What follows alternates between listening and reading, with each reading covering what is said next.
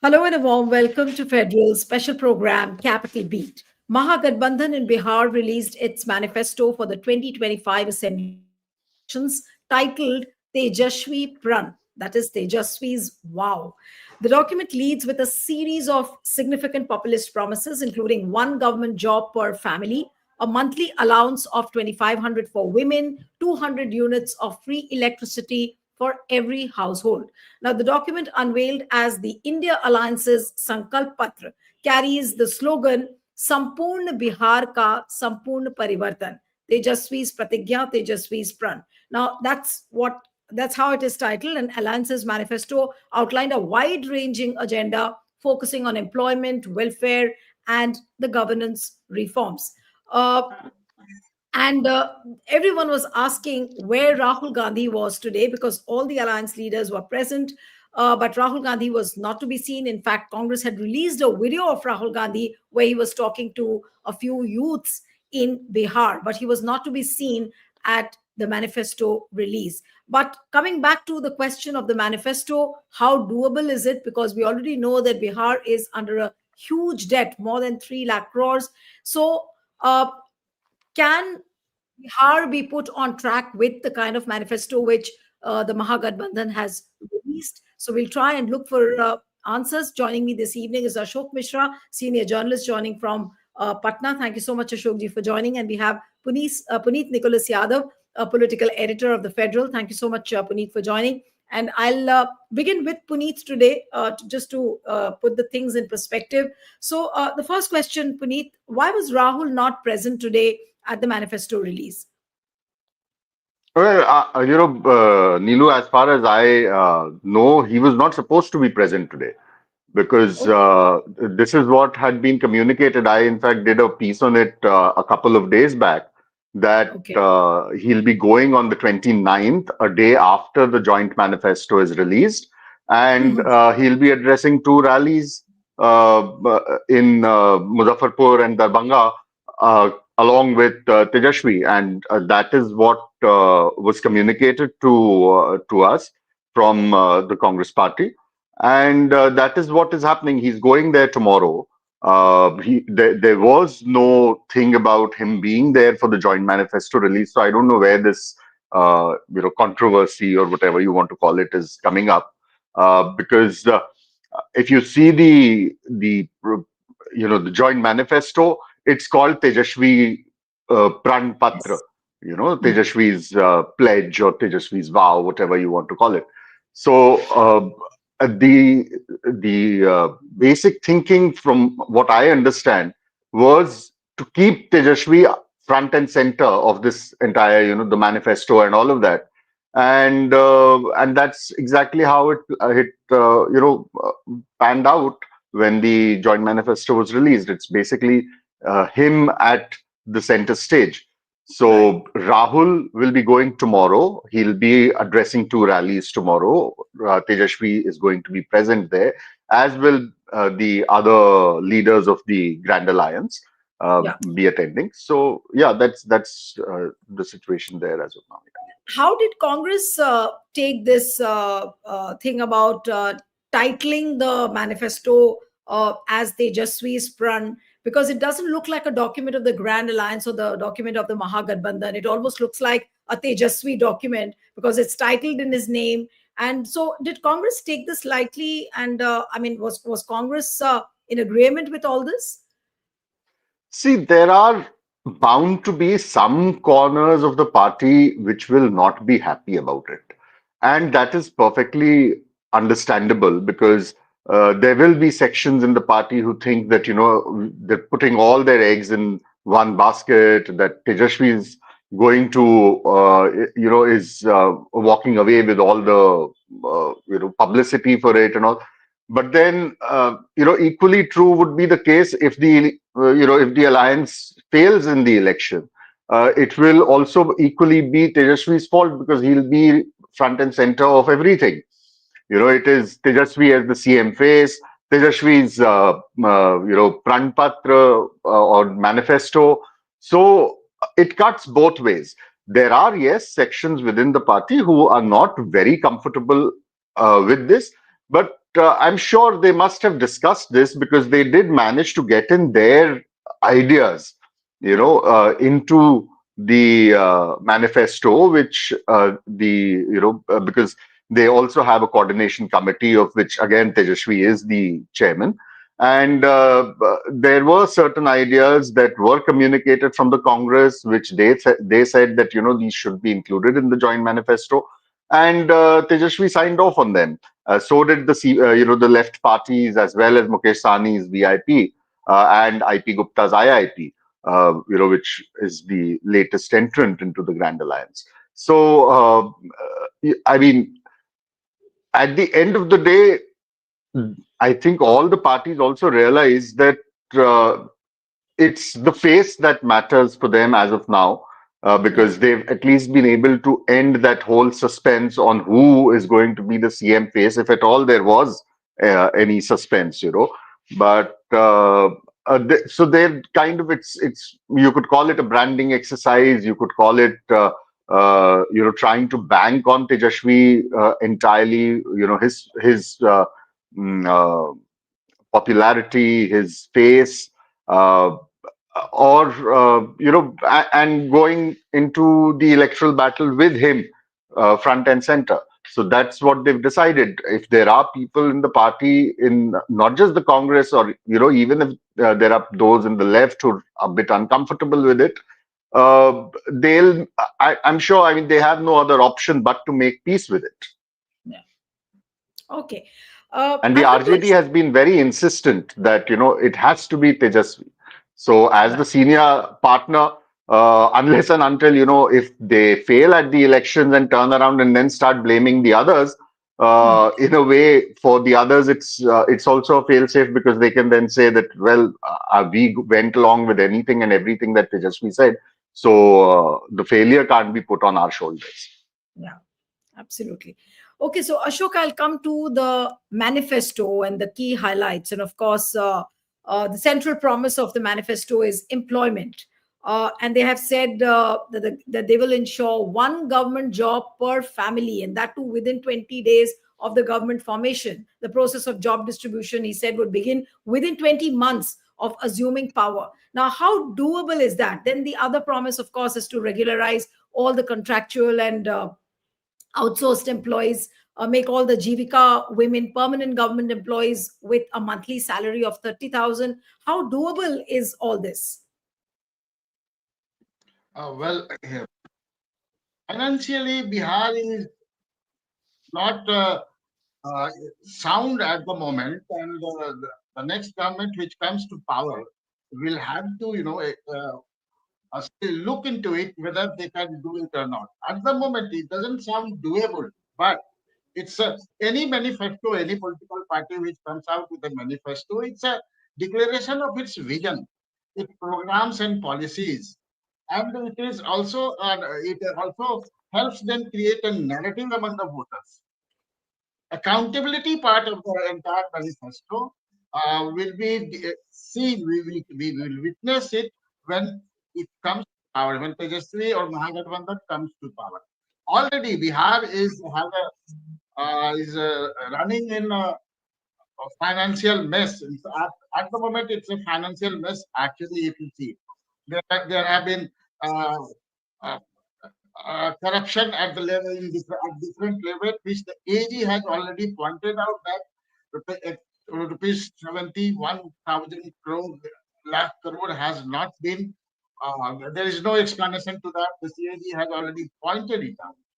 So it's a but such policies and such programs, such manifestos are actually meant that it's a kind of political one-upmanship game between the rivals. It's Mahagathbandhan. eh, Before this, the Nitish Kumar government and the NDA government has come out with so many announcements and TVs that is so burdensome. Let's see what happens if when Mahagathbandhan comes to power.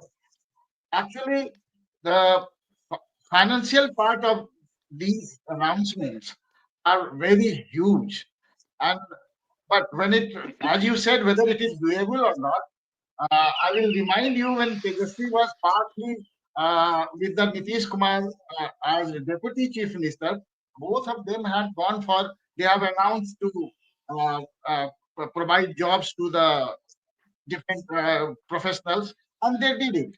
They distributed the appointment letters to, I think, thousands of So this, but unemployed youth and right. But Ashok, yeah. this offer of one government job per family has RJD. I was listening to Tejashwi Yadav on one of the interviews he gave to the mainstream channels where he said that the blueprint is ready. We have already planned a lot of things. So this one government job per family, do you think that they will be able to fulfill it within 20 months of assuming power as what they have promised?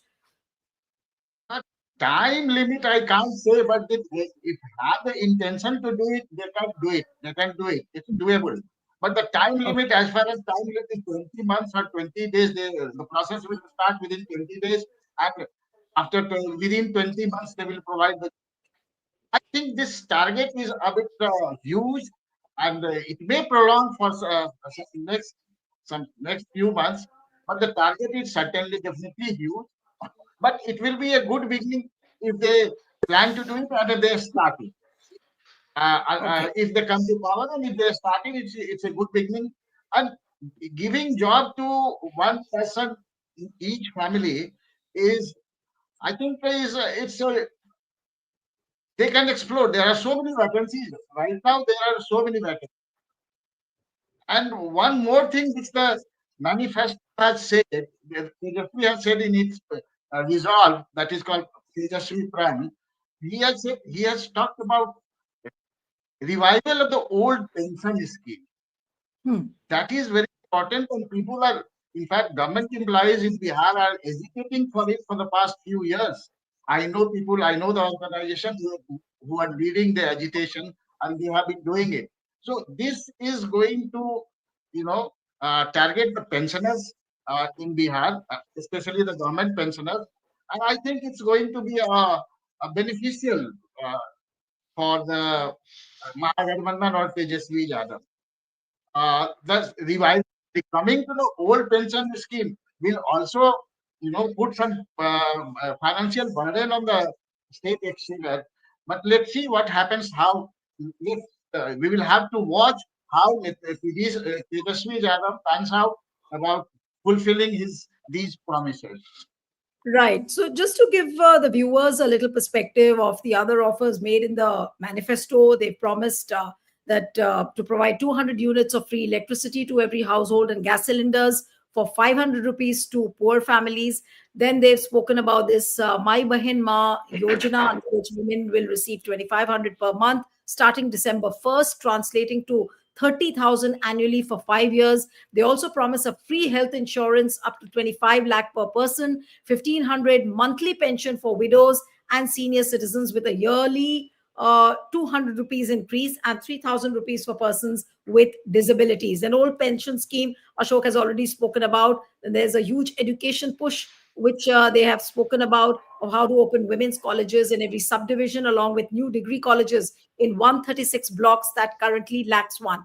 Then comes the controversial part where the debates on the prime time channels have already begun of how they are trying to appease the minorities. Now, they have pledged to resist any unconstitutional law imposed by the center and to protect the constitutional rights of all minority communities. They have promised, the alliance has promised that the Waqf Amendment Bill will be put on hold and the management of Waqf properties will be made more welfare oriented and beneficial by making them transparent, while the management of Buddhist temples located in both Gaya will be handed over to the people of the Buddhist community. Puneet, I'll come to you now. The debates have already begun on the mainstream channels on this part of how Grand Alliance is trying to polarize the elections. How would you really see this?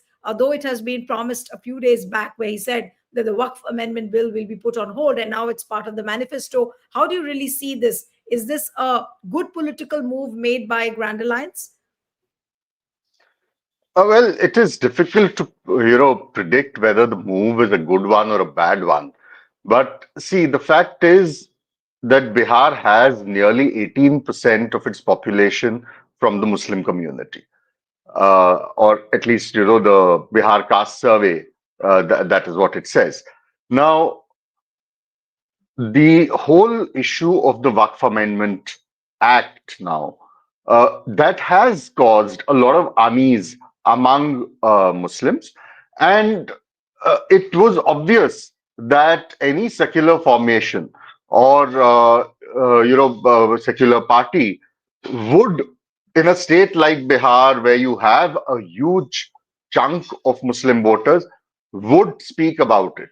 If they had not spoken about it at all, perhaps the same channels would have talked about, would have either blamed them of getting scared of communal polarization by the BJP, or abandoning the Muslims and not talking about their problems. You know, so you can't have it both ways.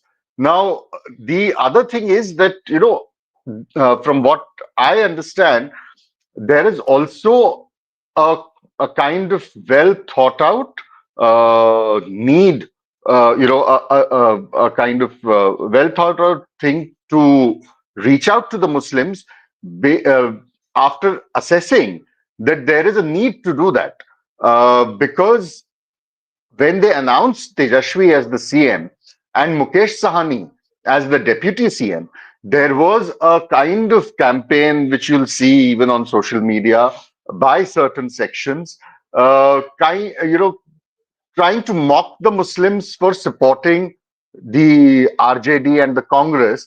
And uh, I mean, we know where, which quarters this kind of a campaign has come from. And then, of course, there have been people even from the ruling alliance there who've sort of echoed that view that, the Grand Alliance wants to take your votes, but they will not even offer you a deputy chief minister.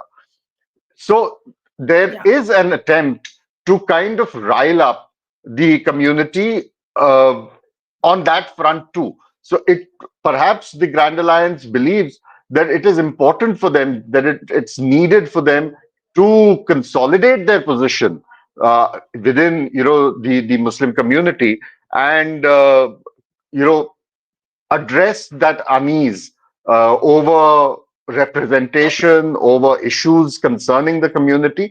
And so, these promises may have been made. And as far as the Waqf bill is concerned, Waqf Act is concerned, see, it's a central act.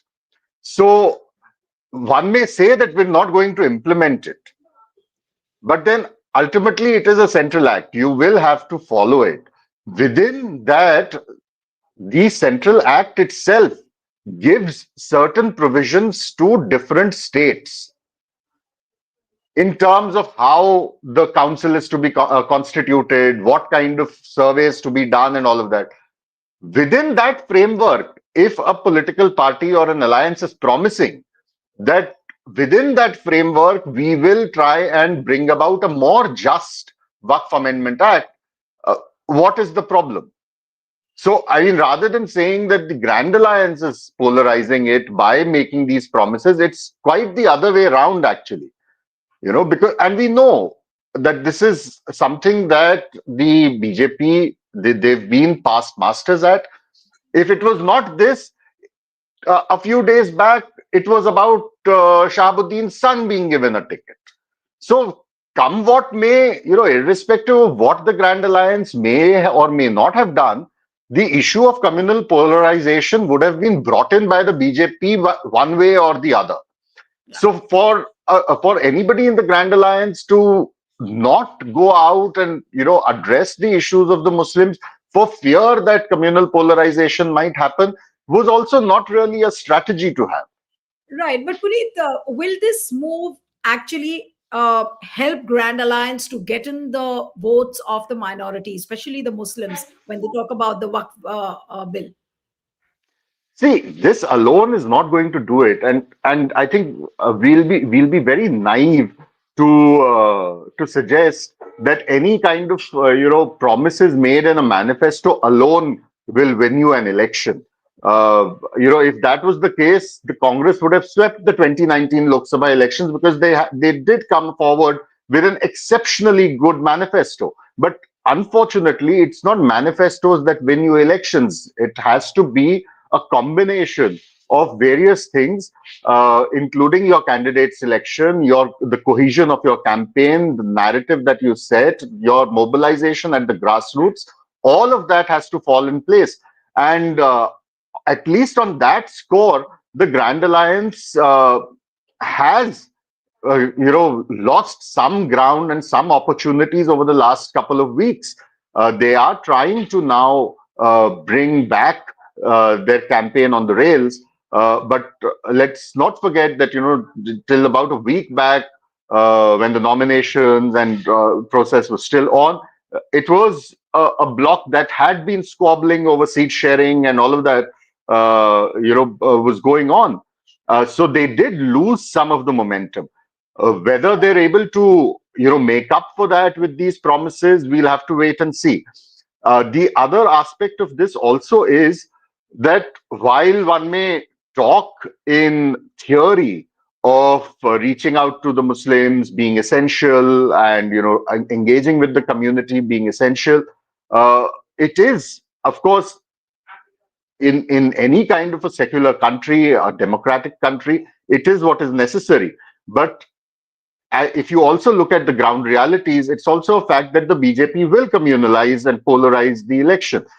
So the fear for the Grand Alliance perhaps would be that to consolidate that 18% vote, will it end up alienating the rest?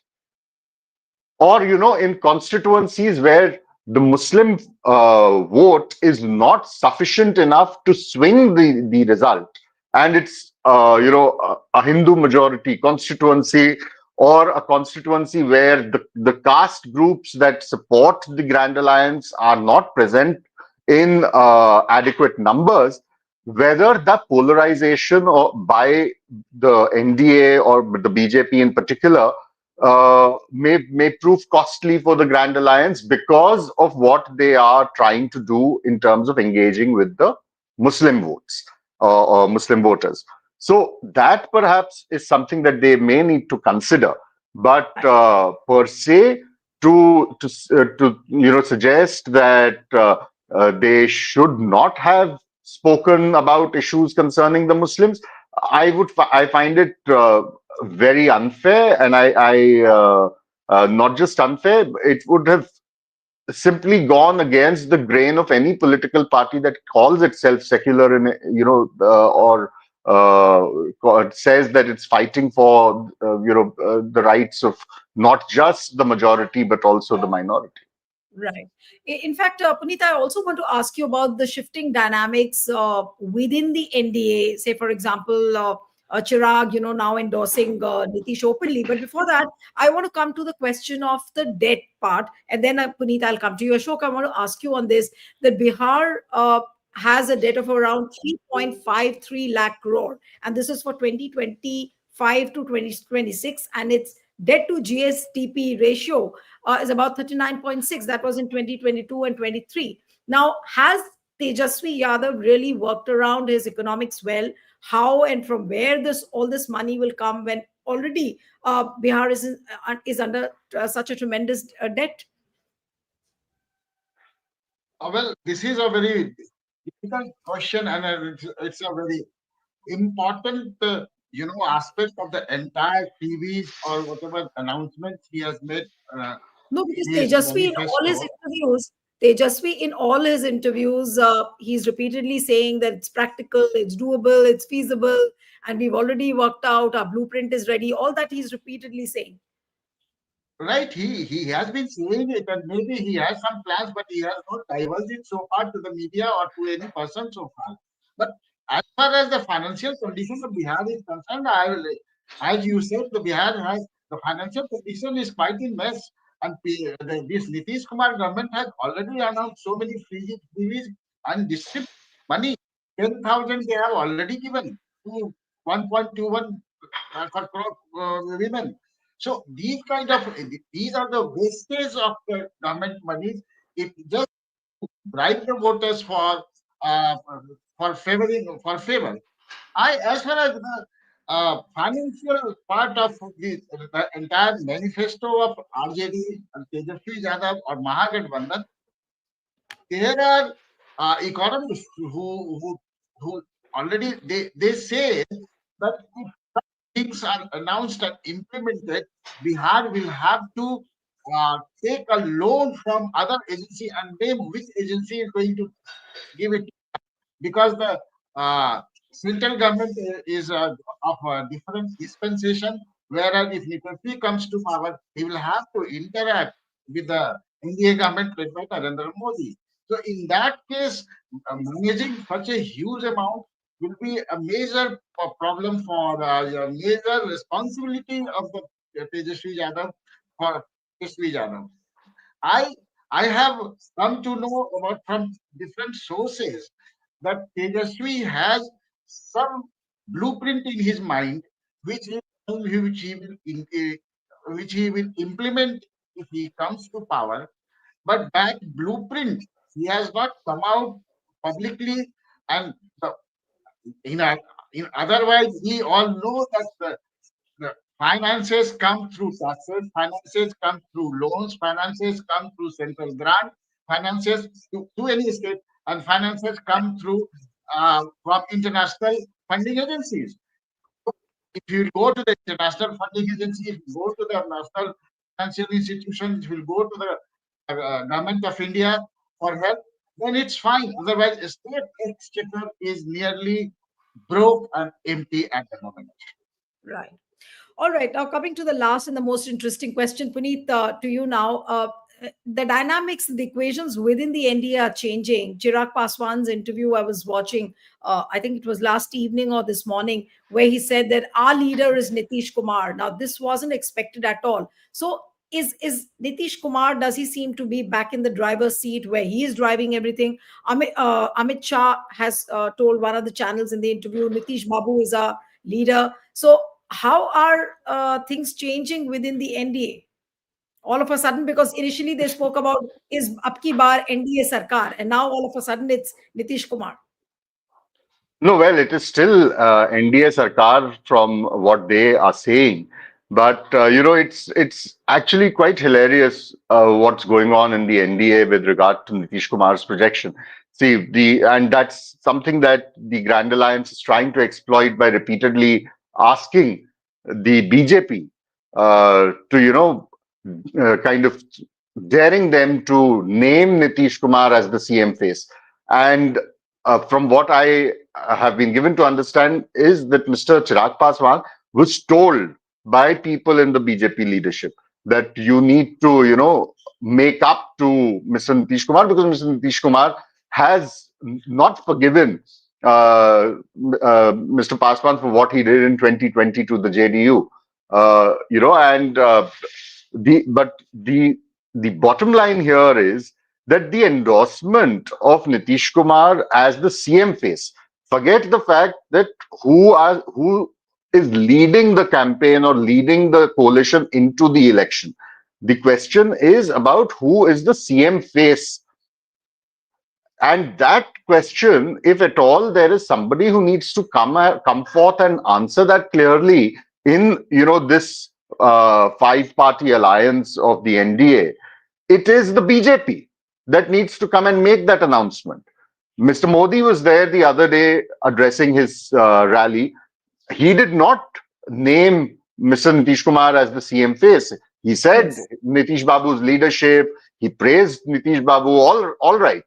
But why is the BJP, which is on an equal footing for the first time in that alliance, both parties contesting 101 seats each, why is the BJP not saying that? If a Chirag Paswan can come and say that, Mr. Manjhi and Mr. Kushwaha have their own motivations for saying that. What is stopping the BJP leadership from coming and saying that? Yeah. That is the question. Right. And at least the old guard of the JDU. I'm not talking about the Sanjay Jha's and the others who've kind of made their coterie around Nitish now over the last few years. But the old guard of the JDU is not very happy about this, and there are sections in the JDU that believe that this not making an emphatic projection of Mr. Nitish Kumar as the CM face is a kind of calculated maneuver by the BJP to, postpone that decision to a post-poll scenario. Yeah. And and the BJP perhaps now is coming to realize that it's not the in the best interest of the BJP either to be rubbing Nitish the wrong way, in the run up to the elections. And so, a Chirag Paswan may suddenly come up and say that no, he's going to be he is the CM and he's leading the campaign and trying to present a kind of very happy scenario within the alliance, and then somebody from the some as you keep mentioning prime time channel or media house will go and take a bite of some second or third rung BJP leader who'll say, "Arey, baki alliance leaders ne to bol diya hai. The other allies have said. Why should we also say? It's clear. Chirag has also said." But the announcement, if at all, it should come from the BJP. Yeah, absolutely. So now the campaign picks up, and we'll have to see how the things unfold as far as the campaign is concerned. Thank you so much. We'll have to end it here. Ashok Arora, Ashok Mishra, and Puneet, thank you very much for joining. Thank you.